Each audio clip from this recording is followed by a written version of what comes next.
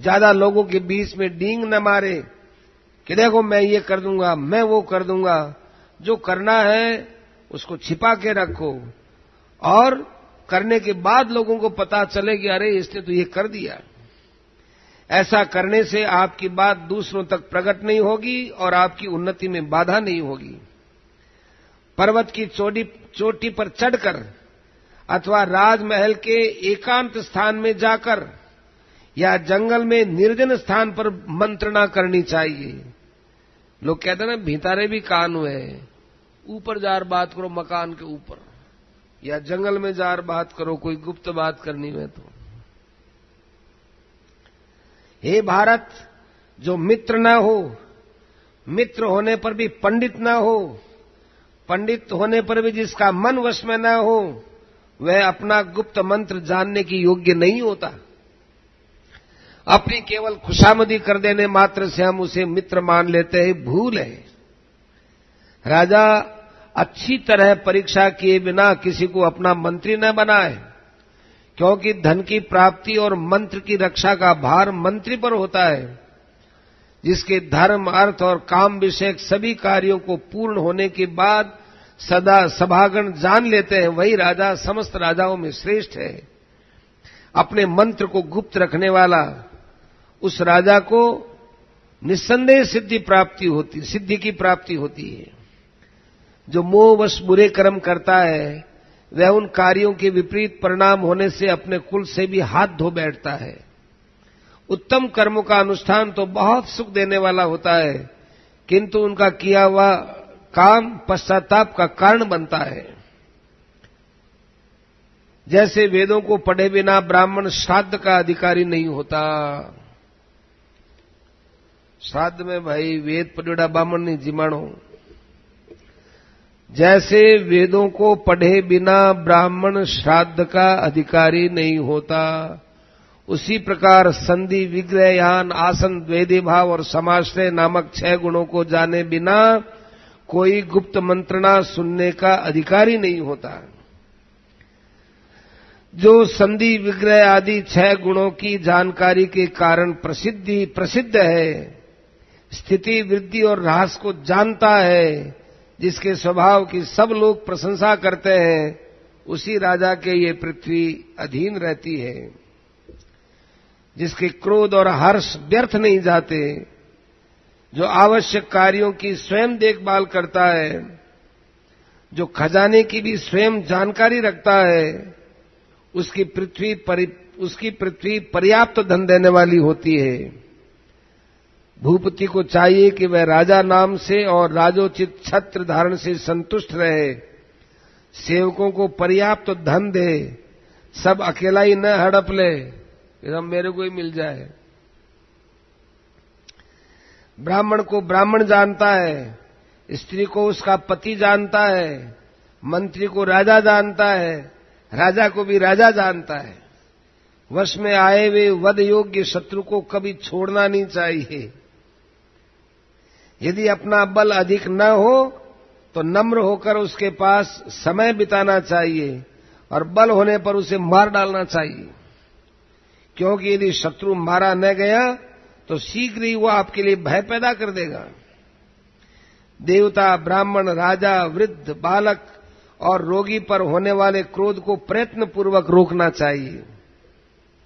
अब रोगी पर काहे क्रोध करो, वो तो रोगी है। बच्चे पर क्या करो, वो छोटा बच्चा है। बूढ़े पर, राजा पर, ब्राह्मण पर, देवता पर क्रोध को प्रयत्न पूर्वक रोकना चाहिए। क्रोध के पात्र नहीं है। निरर्थक कलह करना मूर्खों का काम है।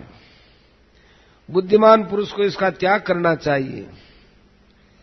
ऐसा करने से उसे लोक में यश मिलता है और अनर्थों का सामना नहीं करना पड़ता। जिसके प्रसन्न होने का कोई फल नहीं तथा जिसका क्रोध भी व्यर्थ होता है, ऐसे राजा को प्रजा उसी भांति नहीं चाहती जैसे स्त्री नपुंसक पति को नहीं चाहती। बुद्धि से धन प्राप्त होता है और मूर्खता दरिद्रता का कारण है, ऐसा कोई नियम नहीं है। कोई देखे कि बुद्धि से धन मिलता है और मूर्खता से दरिद्र, ऐसा कोई नियम नहीं है। धन का मिलना प्रारब्ध से संबंध है। संसार चक्र के वृत्तांत को केवल विद्वान पुरुष जानते हैं, दूसरे लोग नहीं। मूर्ख मनुष्य विद्या, शील, अवस्था, बुद्धि, धन और कुल में बड़े माननीय पुरुषों का सदा अनादर करते हैं। मूर्ख मनुष्य जिनका चरित्र निंदनीय है, जो मूर्ख है, गुणों में दोष देखने वाले हैं, अधार्मिक हैं, बुरे वचन बोलने वाले हैं और क्रोधी है, उनके ऊपर शीघ्र ही अनर्थ टूट पड़ते हैं। ठगाई नहीं करना, दान देना, वाणी पर संयम रखना, अच्छी तरह कही हुई हित की बात, ये सब संपूर्ण भूतों को अपना बना लेते हैं। किसी को भी धोखा नहीं देना, चतुर, कृतज्ञ, बुद्धिमान और सरल राजा खजाना खत्म होने पर भी सहायकों को भी पा जाता है, अर्थात उसके सहायक मिलते रहते हैं। धैर्य, मनोनिग्रह, इंद्रिय संयम, पवित्रता, दया, कोमल वाणी और मित्र से द्रोह न करना, ये 7 बातें लक्ष्मी को बढ़ाने वाली होती हैं। जो अपने आश्रितों में धन का ठीक ठीक बंटवारा नहीं करता तथा जो दुष्ट, कृतघ्न और निर्लज्ज है, ऐसे राजा इस लोक में त्याग करने योग्य होते हैं। जो स्वयं दोषी होकर भी निर्दोष आत्मीय व्यक्तियों को कुपित करता है, वह सर्पयुक्त घर में रहने वाले मनुष्य के भांति रात दिन दुखी और संदेह में घिरा रहता है। कह दे बट सांप है, अब नींद को नहीं आवे। जिनके ऊपर दोषारोपण करने से योग और क्षेत्र में बाधा आती है, उन लोगों को देवताओं के भांति सदा प्रसन्न रखना चाहिए। जो धन आदि पदार्थ स्त्री, प्रमादी, पतित और नीच पुरुषों के हाथ में सौंप दिए जाते हैं, वे संशय में पड़े रहते हैं। जहां का शासन स्त्री, जुआरी और बालक के हाथ में है, वहां के लोग नदी में पत्थर की नाव पर बैठने वालों की भांति विपत्ति के समुद्र में डूब जाते हैं। जो लोग जितना आवश्यक है उतने ही काम में लगे रहते हैं, अधिक में हाथ नहीं डालते, मैं उन्हें पंडित मानता हूं, क्योंकि अधिक में हाथ डालना संघर्ष का कारण होता है।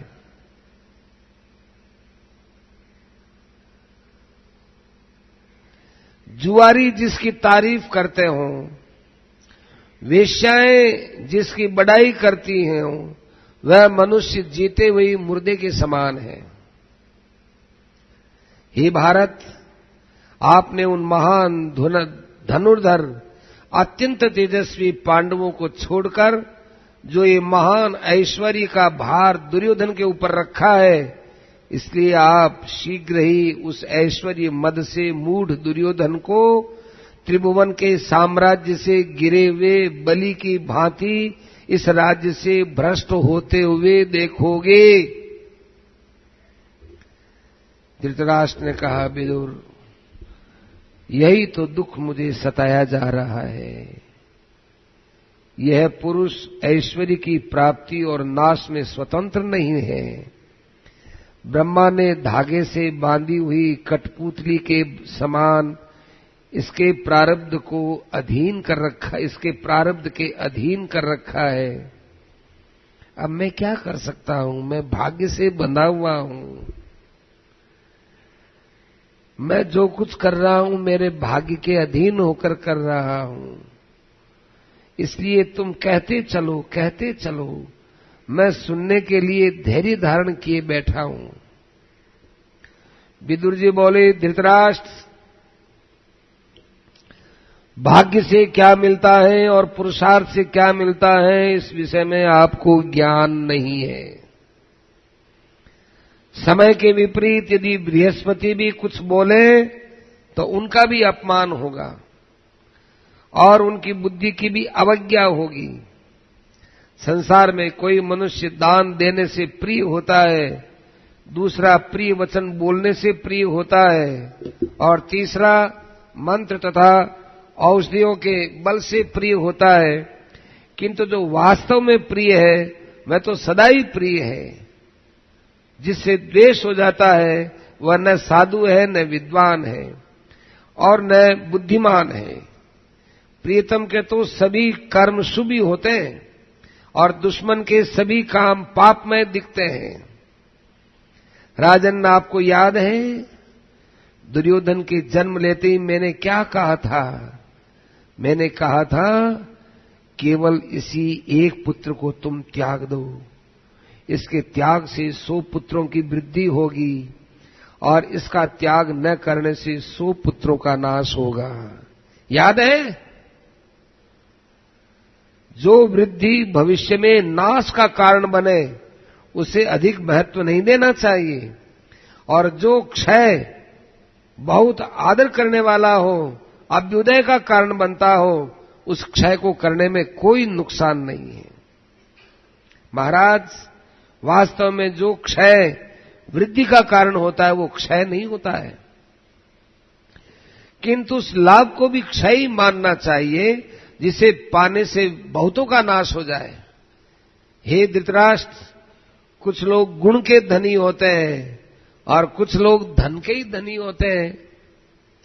जो धन के धनी होते हैं उनके पास गुणों की कमी रहती है, उन्हें धन के ऊपर विश्वास नहीं करना चाहिए।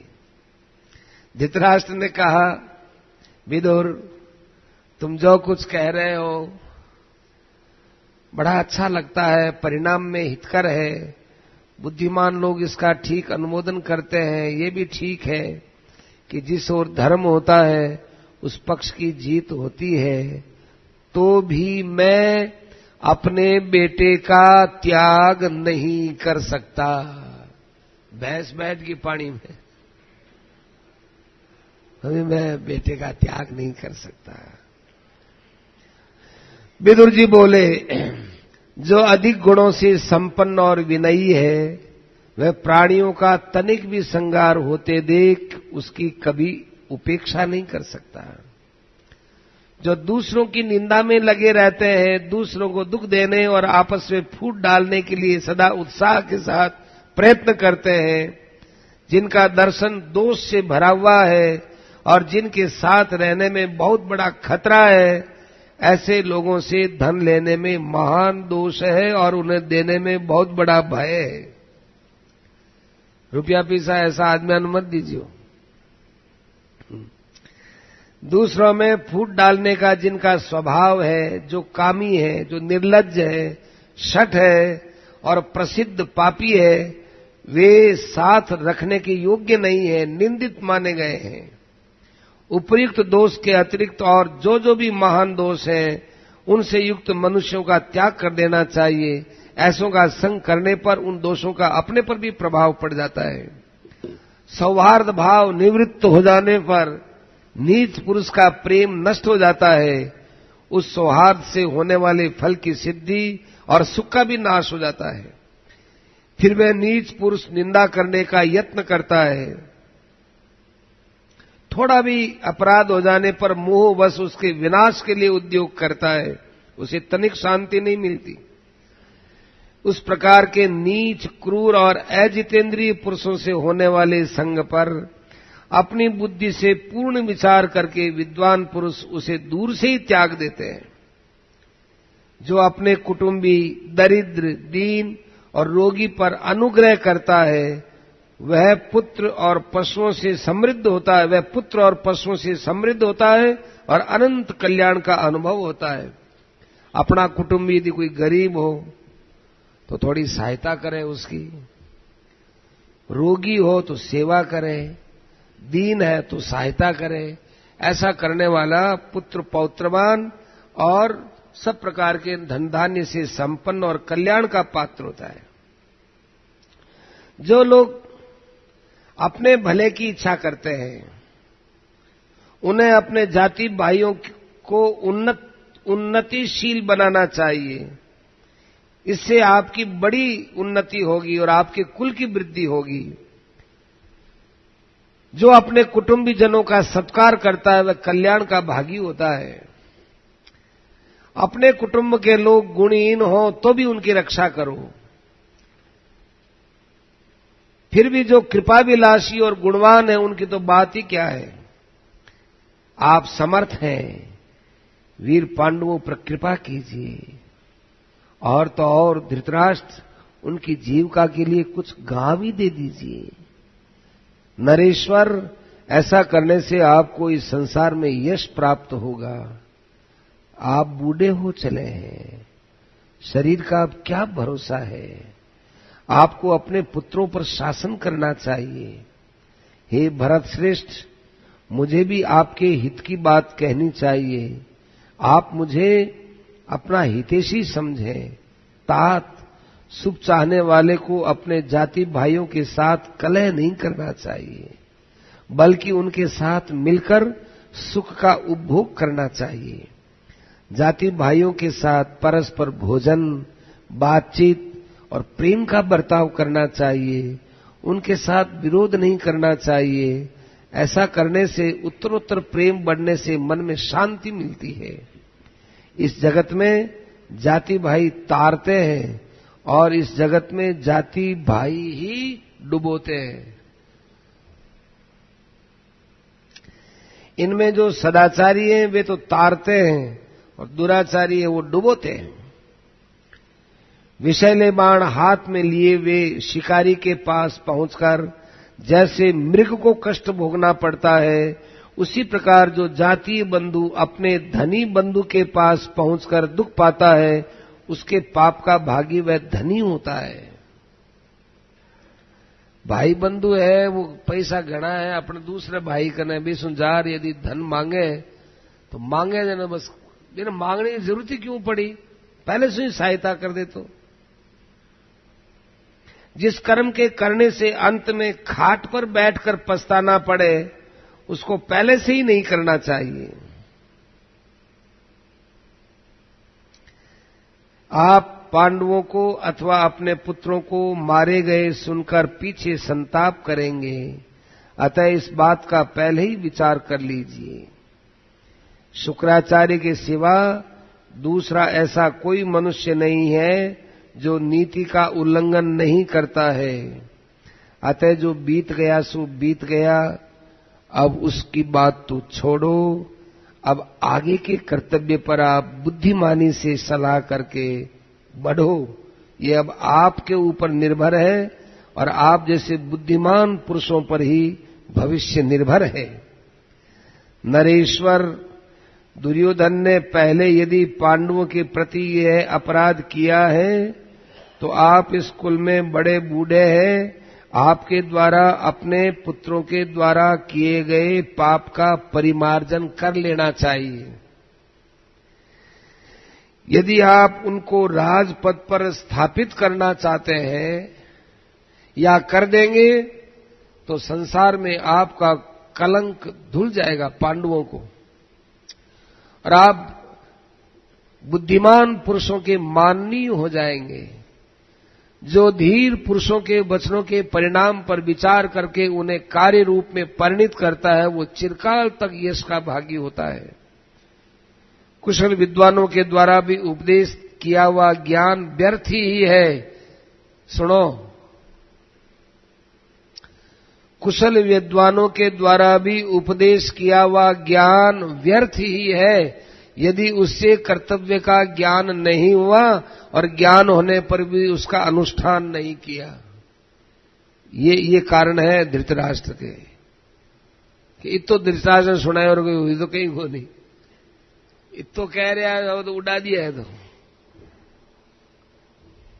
धृतराष्ट्र ने इतो ज्ञान सुनाए हुए तो कहीं को नहीं। बेचारा विदुर जी कहे कि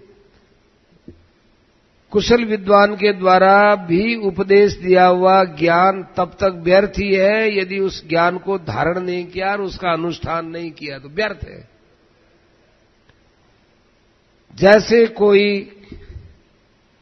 गंगा जल की धारा बहती हो और पात्र उल्टा हो और कह दे कि इतनी देर से पात्र तो भरा ही नहीं, तो पात्र उल्टा है तो गंगा जल क्या करेगा। इसी प्रकार जो सुनना ही नहीं चाहेगा उसको ज्ञान क्या करेगा।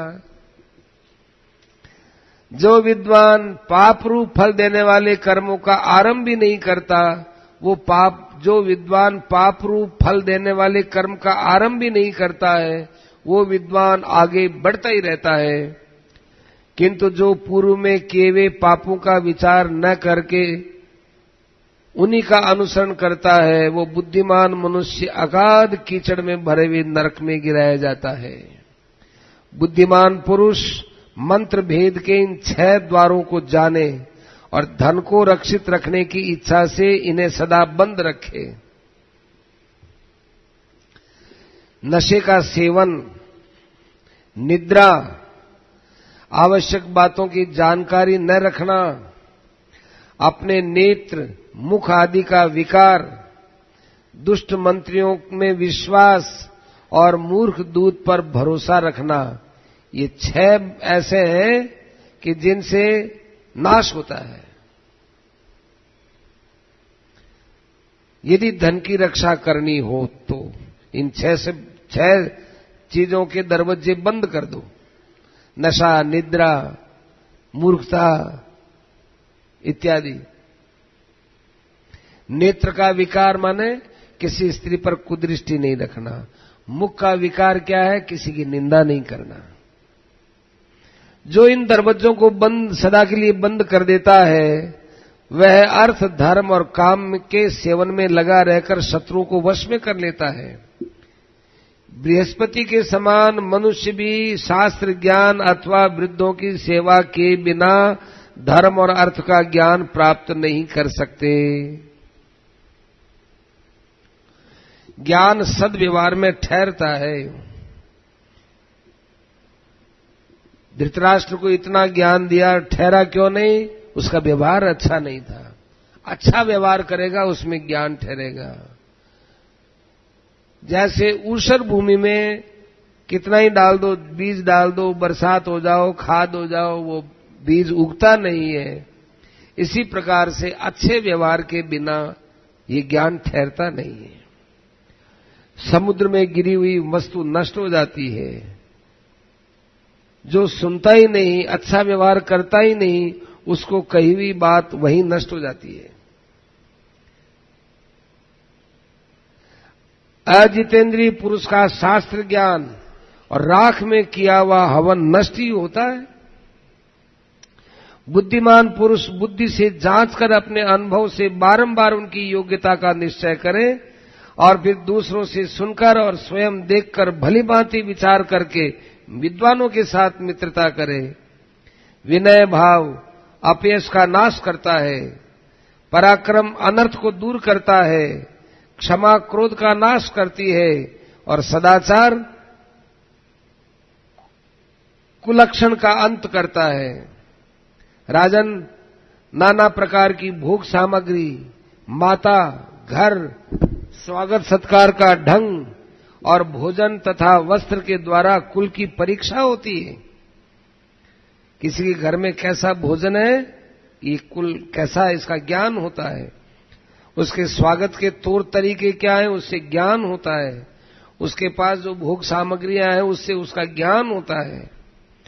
देहाभिमान से रहित पुरुष के पास यदि न्याय युक्त पदार्थ स्वतः उपस्थित हो तो वह उसका विरोध नहीं करता। फिर कामासक्त मनुष्य के लिए तो कहना ही क्या है। जो विद्वानों की सेवा में रहने वाला है, वैद्य है, धार्मिक है, देखने में सुंदर है, मित्रों से युक्त तथा मधुरभाषी है, ऐसे मित्र की सर्वदा रक्षा करनी चाहिए। अधम कुल में उत्पन्न हुआ हो या उत्तम कुल में, जो मर्यादा का उल्लंघन नहीं करता, धर्म की रक्षा करता है, कोमल स्वभाव वाला है तथा लज्जाशील है, वह सैकड़ों कुलीनों से बढ़कर होता है। जिन 2 मनुष्यों का चित्त से चित्त, गुप्त रहस्य से गुप्त रहस्य और बुद्धि से बुद्धि मिल जाती है, उनकी मित्रता कभी नष्ट नहीं होती। मेधावी पुरुष को चाहिए कि दुर्बुद्धि और विचार शक्ति से हीन पुरुष का तिनके के समान ढके हुए कुएं के भांति त्याग कर दे, क्योंकि उनके साथ रहने पर मित्रता नष्ट हो जाती है। विद्वान पुरुष के लिए उचित है कि अभिमानी, मूर्ख, क्रोधी, साहसिक और धर्महीन पुरुष के साथ मित्रता न करें। मित्र तो ऐसा होना चाहिए जो कृतज्ञ हो, धार्मिक, सत्यवादी, उदार, दृढ़ अनुराग रखने वाला, जितेंद्री, मर्यादा के भीतर रहने वाला और मैत्री का त्याग न करने वाला हो। इंद्रियों को सर्वथा रोक रखना तो मन मृत्यु से भी बढ़कर कठिन है और उन्हें बिल्कुल खुली छोड़ देने से देवताओं का भी नाश हो जाता है, परंतु सावधानी पूर्वक इनका उपयोग करने से मनुष्य का कल्याण हो जाता है। संपूर्ण प्राणियों के प्रति कोमलता का भाव, गुणों में दोष नहीं देखना, क्षमा, धैर्य और मित्रों का अपमान न करना, इन गुणों से मनुष्य की आयु बढ़ती है, ऐसा विद्वान लोग कहते हैं। जो अन्याय से नष्ट हुए धन को स्थिर बुद्धि का आश्रय ले अच्छी नीति से पुनः लौटा लेने की इच्छा रखता है, वह वीर पुरुष माना गया है। अरे भाई थारे अन्याय से पैसों आ गयो ना भाई, वो लाग थारो, मैं कौन रखा, वो वीर पुरुष होता है। जो आने वाले दुख को रोकने का उपाय करता है, वर्तमान कालिक कर्तव्य के पालन में दृढ़ निश्चय रखने वाला होता है और अतीत काल में जो कर्तव्य शेष रह गया उसे भी जानता है, वह मनुष्य कभी भी अर्थ से रहित नहीं हो सकता। मनुष्य मन, वाणी और कर्म से जिसका निरंतर सेवन करता है, वह कार्य उस पुरुष को अपनी ओर खींच लेता है। इसलिए सदा कल्याणकारी कार्यों को ही करे।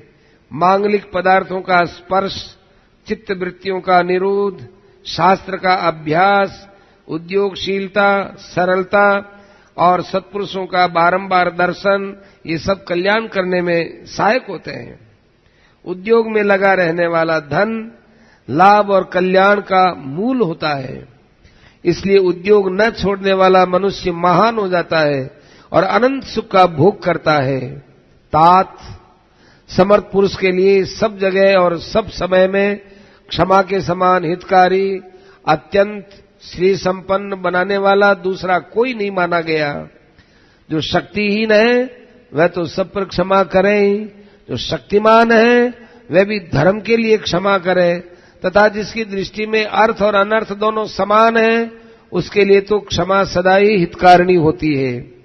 जिस सुख का सेवन करते रहने पर भी मनुष्य धर्म और अर्थ से नष्ट नहीं होता, उसका यथेष्ट सेवन करे, किंतु मूढ़ व्रत न करे। मूढ़ व्रत माने आसक्ति एवं अन्याय पूर्वक विषय सेवन, ये मूढ़ व्रत कहलाता है।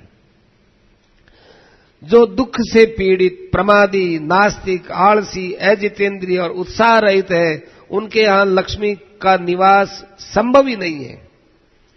दुष्ट बुद्धि वाले लोग सरलता से युक्त और सरलता के कारण लज्जाशील मनुष्य को अशक्त मानकर उसका तिरस्कार करते हैं।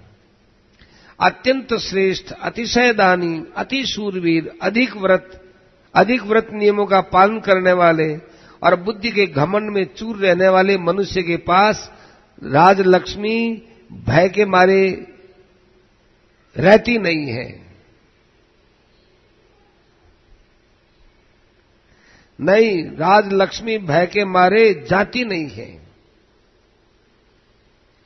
अत्यंत श्रेष्ठ, अत्यंत दानी, अति शूरवीर, अधिक व्रत नियमों का पालन करने वाला, बुद्धि के घमंड में चूर रहने वाले मनुष्य के पास लक्ष्मी भय के मारे नहीं जाती। और भय के मारे नहीं जाती, उसके पास पहुंचती नहीं है। उसके पास से लक्ष्मी नहीं जाती, ये नहीं है। इनको डर लगता है, अतिशय दानी होता है, ये दे देगा क्या फायदा। बहुत ज्यादा शूरवीर होता है तो उसके पास लक्ष्मी नहीं मिलेगी। ज्यादा व्रत नियम करने वाले के पास नहीं मिलेगी। बुद्धि के घमंड में चूर रहने वाले के पास लक्ष्मी जाती नहीं है। उल्टा समझ लिए। राजलक्ष्मी न तो अत्यंत गुणवानों के पास रहती है और न बहुत निर्गुणों के पास रहती है। यह न तो बहुत से गुणों को चाहती है और न गुणहीन के प्रति अनुराग रखती है। उन्मत्त गऊ के भांति यह अंधी लक्ष्मी कहीं कहीं ठहरती है। वेदों का फल है अग्निहोत्र करना, शास्त्राध्ययन का फल है सुशीलता और सदाचार, स्त्री का फल है रति सुख और पुत्र की प्राप्ति, तथा धन का फल है दान और उपभोग। जो अधर्म के द्वारा कमाए हुए धन से परलोक साधक यज्ञादि कर्म करता है, वह मरने के पश्चात उसके फल को नहीं पाता, क्योंकि उसका धन बुरे रास्ते से आया हुआ होता है।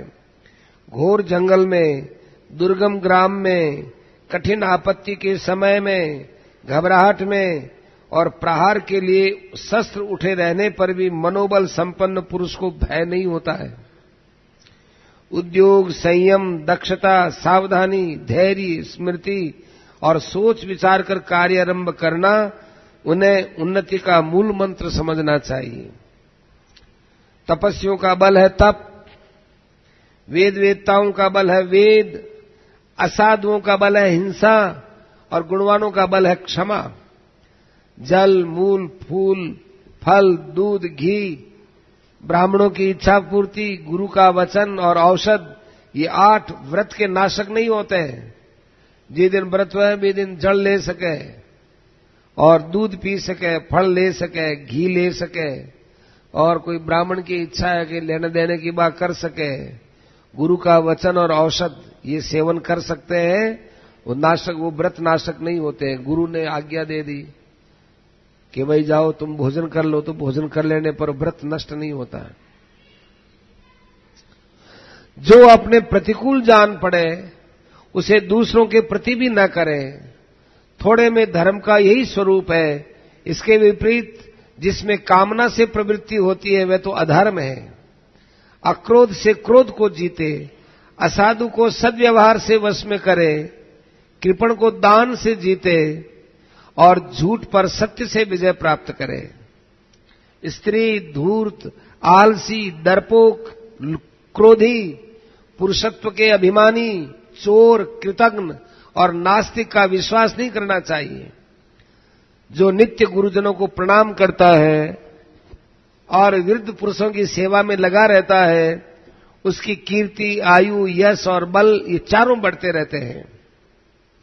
जो धन अत्यंत क्लेश उठाने से, धर्म का उल्लंघन करने से अथवा शत्रु के सामने सिर झुकाने से प्राप्त होता है, उसमें आप मन मत लगाइए।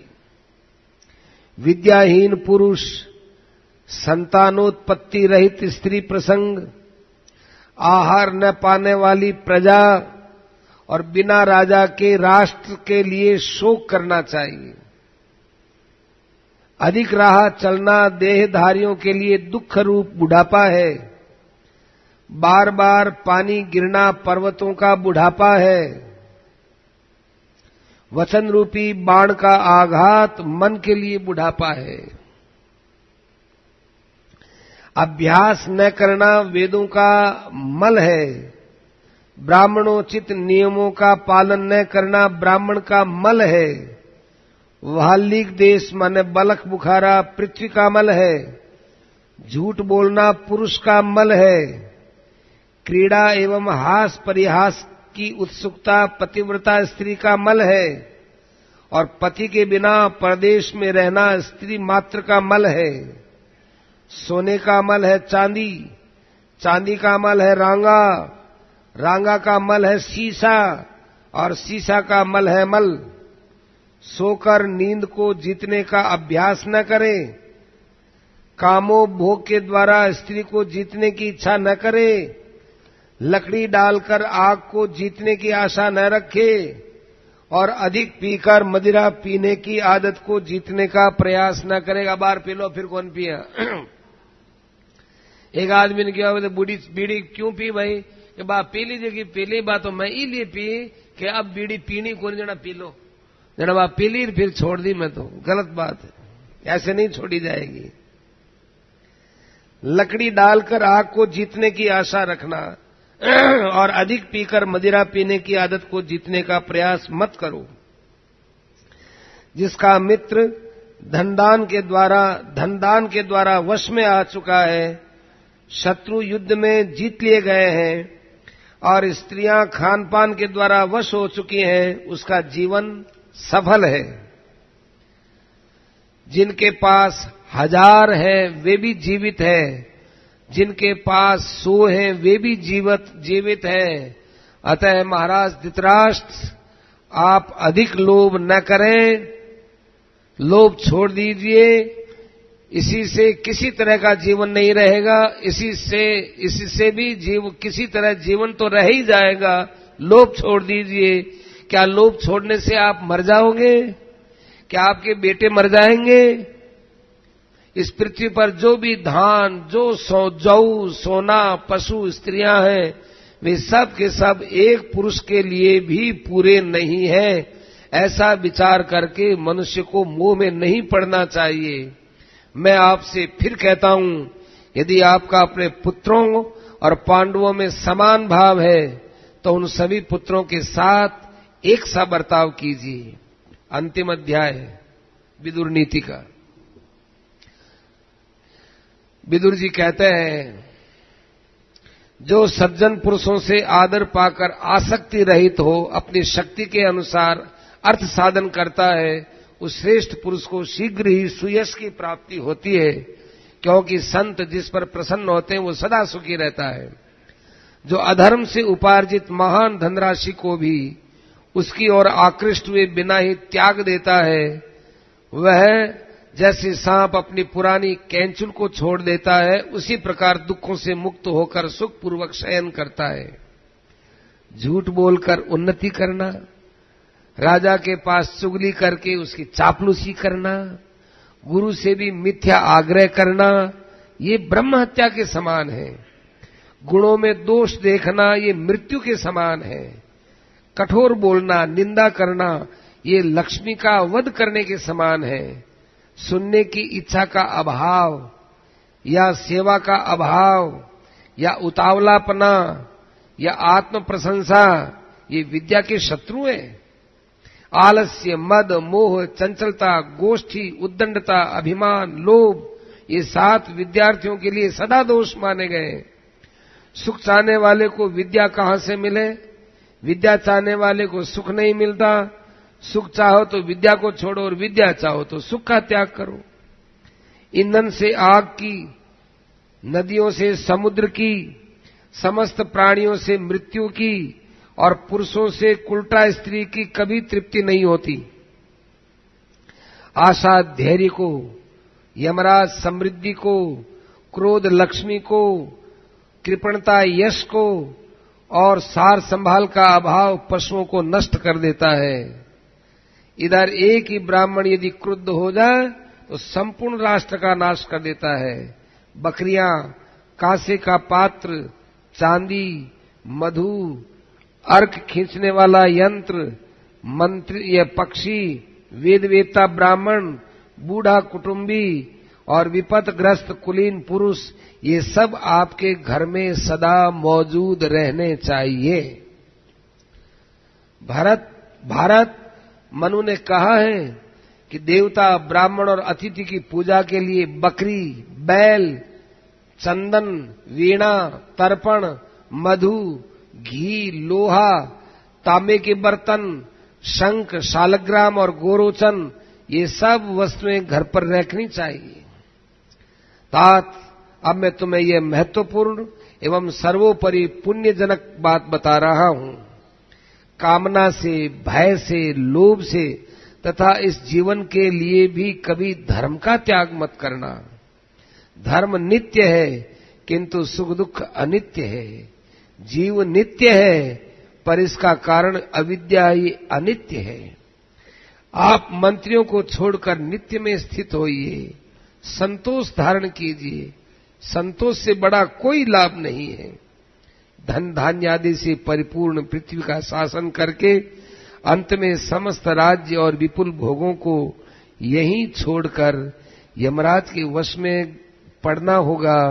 बड़े बड़े बलवान महानुभाव राजाओं की ओर दृष्टि डाल करके देखो, उनके साथ कौन सा धन गया है, कौन सा राज्य गया है।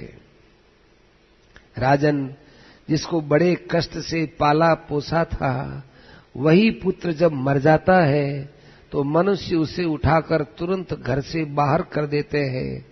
पहले तो उसके लिए बाल छितराए करुण स्वरूपों में विलाप करते हैं, करुण स्वरों में विलाप करते हैं। हाय मेरा बेटा, हाय मेरा बेटा, चिल्लाते हैं, रोते हैं और बड़ा प्रेम दर्शाते हैं। और फिर उसको काठ के भांति उसे जलती हुई चिता में झोंक देते हैं। मरे हुए मनुष्य का धन दूसरे लोग भोगते हैं। उसके शरीर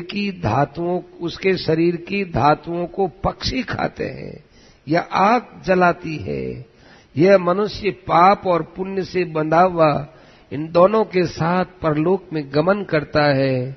विचार तो करो, आगे का विचार करो। ये यहाँ के राज्य, धन और बेटे पर क्या विचार करते हो धृतराष्ट्र? बिना फल फूल के वृक्ष को जैसे पक्षी छोड़ देते हैं, उसी प्रकार इस प्रेत को उसके जाति वाले सूर्य पुत्र चिता में छोड़कर अपने घर लौट आते हैं और वे अपनी ही बातों में मस्त हो जाते हैं। अग्नि में डाले वे उस पुरुष के पीछे तो केवल उसका अपना किया हुआ भला और बुरा कर्म ही रहता है। इसलिए पुरुष को चाहिए कि वो धीरे धीरे प्रयत्न पूर्वक धर्म का संग्रह करे। इस लोक और परलोक से ऊपर और नीचे तक सर्वत्र अज्ञान रूप महान अंधकार फैला हुआ है। वह इंद्रियों को महान मोह में डालने वाला है। सावधान हो जाइए, आप उसको जान लीजिए, जिससे यह आपका स्पर्श न करे। मेरी इस बात को सुनकर यदि आप ठीक ठीक समझ सकेंगे तो इस मनुष्य लोक में आपको महान सुयश की प्राप्ति होगी और इस लोक तथा परलोक में आपके लिए कोई भय नहीं रहेगा। हे धृतराष्ट्र, ये जीवात्मा एक नदी है, इसमें पुण्य ही तीर्थ है। सत्य स्वरूप परमात्मा से इसका उद्गम हुआ है। धैर्य इसके किनारे हैं, इसमें दया की लहरें उठती हैं। पुण्य कर्म करने वाला मनुष्य इसमें स्नान करके पवित्र होता है, क्योंकि लोभ रहित आत्मा सदा पवित्र ही रहती है। काम क्रोध आदि रूप इस नदी के अंदर ग्राह है। 5 इंद्रियों के जल से संपूर्ण इस संसार नदी के जन्म मरण रूप दुर्गम प्रवाह को धैर्य की नौका बनाकर पार कीजिए। जो बुद्धि, धर्म, विद्या और अवस्था में बड़े अपने बंधु को आदर सत्कार से प्रसन्न करते हैं, उससे कर्तव्य अकर्तव्य के विषय में कभी संदेह नहीं होता, कभी मोह में नहीं पड़ता। अपने खाने पीने और इंद्रियों के सुख की लेने की जो इच्छा है, उसको धैर्य से पूरा करे। भूख की ज्वाला को भी धैर्य पूर्वक सहे। इसी प्रकार काम वेग को भी धैर्य पूर्वक सहे। इसी प्रकार हाथ पैर की नेत्रों से, नेत्र और कानों की मन से तथा मन और वाणी की सत्कर्म से रक्षा करे। जो प्रतिदिन जल से स्नान, संध्या, तर्पण आदि करता है, नित्य यज्ञोपवीत धारण करता है, नित्य स्वाध्याय करता है, पतितों के लिए अन्न त्याग करता है, अन्न का त्याग करता है, सत्य बोलता है, गुरु की सेवा करता है, वह ब्राह्मण कभी ब्रह्मलोक से भ्रष्ट नहीं होता। वेदों को पढ़कर अग्निहोत्र के लिए अग्नि के चारों ओर कुश बिछाकर नाना प्रकार के यज्ञों द्वारा यजन कर और प्रजाजनों का पालन करके जो गौ और ब्राह्मणों के हित के लिए संग्राम में मृत्यु को प्राप्त हुआ क्षत्रिय शस्त्र से अंतःकरण पवित्र हो जाने के कारण ऊर्ध्व लोक में जाता है। वेश्य यदि वेद शास्त्र का अध्ययन करके ब्राह्मण, क्षत्रिय तथा आश्रित जनों को समय समय पर धन देकर उनकी सहायता करता है, यज्ञों द्वारा तीनों अग्नियों के पवित्र धूम की सुगंध लेता है, वह मरने के पश्चात स्वर्ग लोक में दिव्य सुख भोगता है।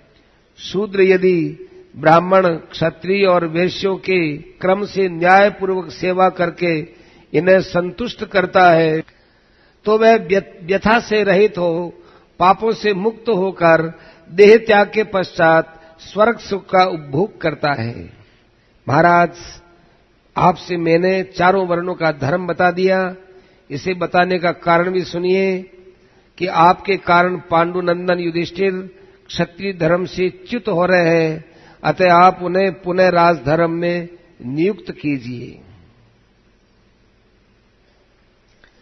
धृतराष्ट्र ने कहा, विदुर, तुम इसी प्रकार मुझे प्रतिदिन उपदेश दिया देते रहो, तुम्हारे उपदेश मुझे बहुत अच्छे लगते हैं। हे सौम्य, तुम मुझसे जो कुछ भी कहते हो मेरा तो विचार भी ऐसा ही है। यद्यपि मैं पांडवों के प्रति सदा ऐसी ही बुद्धि रखता हूं, परंतु क्या करूं, जब मेरा बेटा दुर्योधन मेरे से मिलता है तो मेरी बुद्धि पलट जाती है।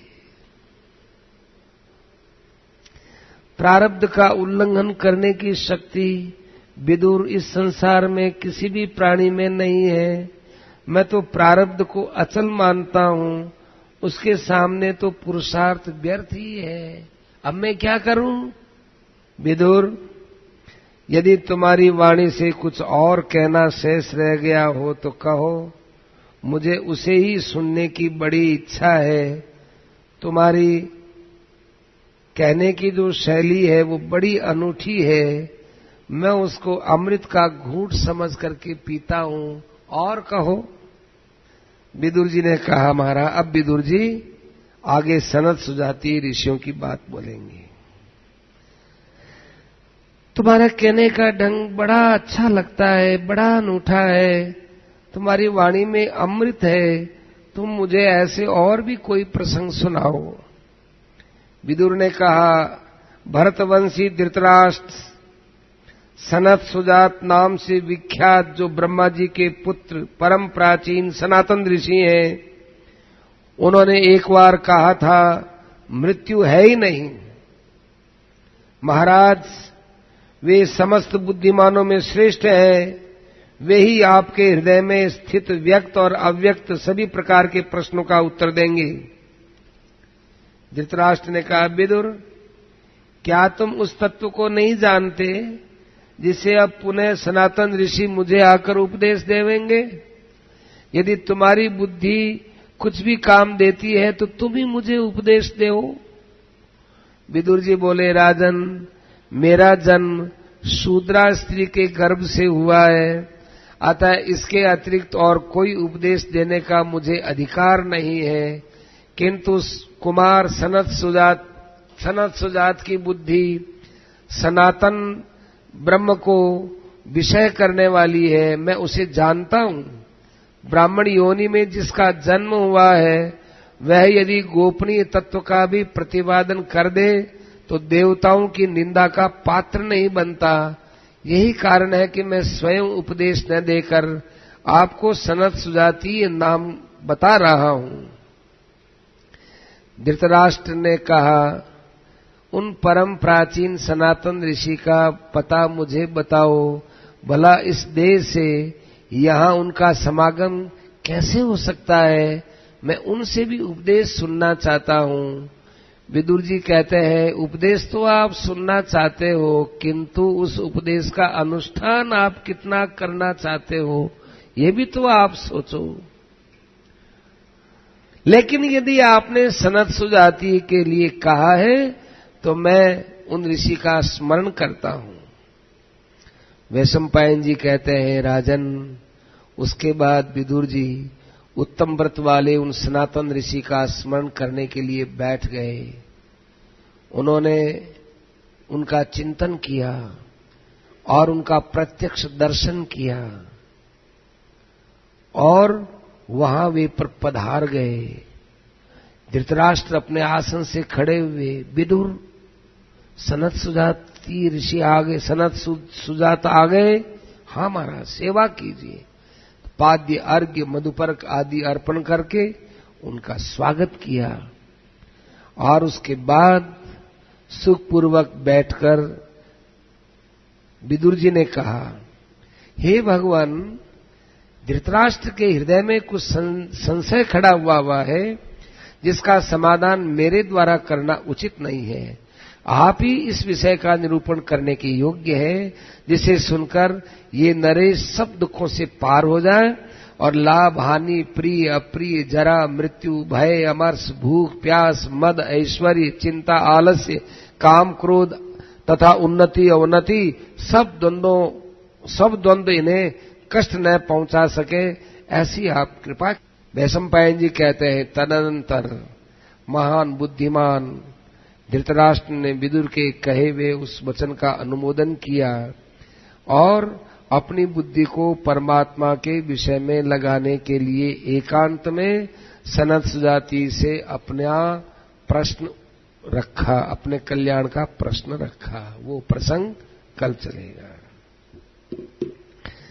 श्रीमन्नारायण नारायण नारायण श्रीमन्नारायण नारायण नारायण श्रीमन्नारायण नारायण नारायण।